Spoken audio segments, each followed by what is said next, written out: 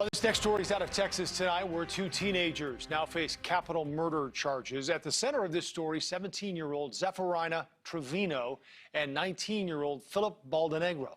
Both are accused of a deadly shooting that happened in August of 2019, but Trevino claims that she isn't guilty because she was being sex trafficked by the young man. Baldenegro's attorney calling the sex trafficking allegations a smokescreen. This case takes a new step next week. Both sides sat down for their first national interviews with News Nation correspondent Marky Martin. She joins us live tonight in Dallas with the very latest on this story. Marky. Marnie, this story making waves, and it is far from over. And what you're about to see is my sit-down interviews with both sides. And just for clarity, Zephaniah throughout this story, you will hear referred to as Zephi. And now both sides are asking the court of public opinion because we were not granted those public records. They're begging to be believed. There are two sides to every story. Remember, if you want to say something that you don't want recorded, just say this is off the record. Okay?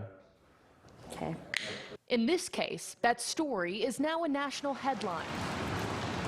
Two Texas teenagers charged with capital murder, one denying culpability, alleging she was being sex trafficked by the other. Family and legal representation for both sides speaking out to News Nation. And this is happening in America. This is happening every day. This happened to my child. It can happen to anyone, any class, any race. I wouldn't be going public with this information unless I had this avalanche of Hollywood, Kim Kardashian, Jamie Lee Curtis, jihad saying that my guy was a sex trafficker. It was the summer of 2019 in Grand Prairie, Texas, when Zephaniah Trevino and Philip Baldenegro started spending time together. Baldenegro's attorney, David Finn, says the two were high school classmates and dating. It was a boyfriend-girlfriend romantic relationship. 18-year-old guy, 16-year-old girl. They did what kids do. Zephaniah's mother, Crystal, and family attorney, Justin Moore, say they vehemently disagree. We have evidence that shows great abuse from this man against this child. So I believe their relationship was one of predator and prey. When we met Philip, he was introduced as a friend and always was maintained as, this is my friend. But Crystal says the relationship was far from friendly, now claiming that her daughter was being sex trafficked by Baldenegro, living under threats, forced to engage in violent, non-consensual activity. She would isolate herself. She would not talk a lot. She was losing weight. She would leave out of the house in one outfit and come home in something totally inappropriate. Clothes that we didn't buy her. Finn calling the sex trafficking allegations against his client a false narrative. He says he's reviewed both teens' cell phones, records he plans to show in court, but can't release since the case involves a juvenile. He says texts and images on Zephaniah's phone don't show a girl fearing for her safety, but one who reveled in rebellion. If that's the case, what about all these pictures of you smoking dope and having sex with all these other guys? Were you forced to do all of that you recorded on your own? In her phone, she's looking for guns all the time. For months, searching Glock, starter pistol, Glock, 38 pages of it.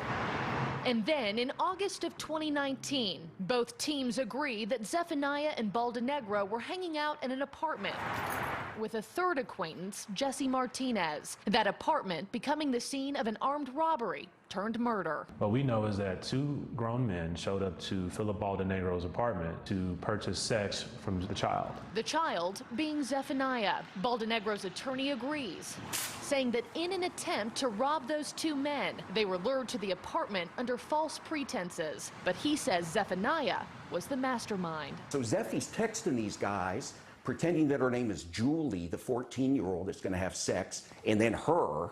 So these guys think they're in there, they're going to bring weed and coke and Xanax and have a big old party, and these guys are going to have sex with underage girls. Philip Baldenegro and another adult accomplice savagely beat these two men. They pistol whipped them. They then followed them out into the parking lot. They savagely beat them again. And Mr. Baldenegro ended up murdering one of the pedophiles over there to purchase this young child. The 24-year-old shooting victim dead on scene. The second man who showed up suffered only minor injuries. Advocates for Zephaniah keeping many details of what happened that night close to the chest, but say that any involvement on her end was forced, adding that because she is a child, it was legally impossible for her to make those decisions on her own. She didn't know she had a voice. She didn't. I don't know the horrors and the details, but those were grown men that looked at my child and were going to abuse her, rape her, do whatever they did to her. The case garnering worldwide attention, Zephaniah drawing celebrity support from the likes of Kim Kardashian West, Selena Gomez, Jamie Lee Curtis even taking out a full-page ad in the Dallas Morning News backing the young girl. A GoFundMe page to raise defense funds for the Trevinos has raised just over $100,000, and a petition seeking justice is closing in on 400,000 signatures. Jamie Lee Curtis has got a platform, Kim Kardashian's got a platform, and I think they mean well. I think that they have been used. I think they've been misguided. I think they've been deceived. David Finn has also said this idea of Zephaniah calling herself a sex trafficking victim is to garner sympathy. Is there any truth to that from your team? David Finn is a monster. His comments that she's trying to garner sympathy, completely disgusting. Do you know how hard it is for any victim of any situation to speak up and not be heard? It's hard. It's very hard. So how can you say that? And so you're sure beyond a reasonable doubt that this accusation coming from her family and her team is false? Absolutely. Both teens are currently out on bond. Crystal says her daughter, the one who was on the school softball and volleyball teams, an honors student who sang in the church choir on Sundays, now spending what could be her final days at home in an ankle monitor, focusing on online school and family. She says if Zephaniah is found guilty, life as she knew it is gone. She doesn't have a driver's license. She didn't get to work her first job. She hasn't graduated. She hasn't crossed the stage. She won't get to go to prom. These are life moments that, we all got to take a part of. She won't get that. She won't. And as for Philip Baldenegro, his attorney left us with this. Did my guy make a terrible mistake? Yeah. Are we going to plead guilty to armed robbery? You betcha we are. Because he's guilty of armed robbery, and he's going to pay a price for that. Did he traffic that girl? No way in hell. Now, next week comes a monumental step in the case. On Monday, Zephaniah will have her adult certification hearing where the state will decide whether or not to try her as an adult. Now, we reached out to the Dallas County DA for comment. He declined to do so. Zephaniah's team also saying they have tried for months to meet with him, but to no avail.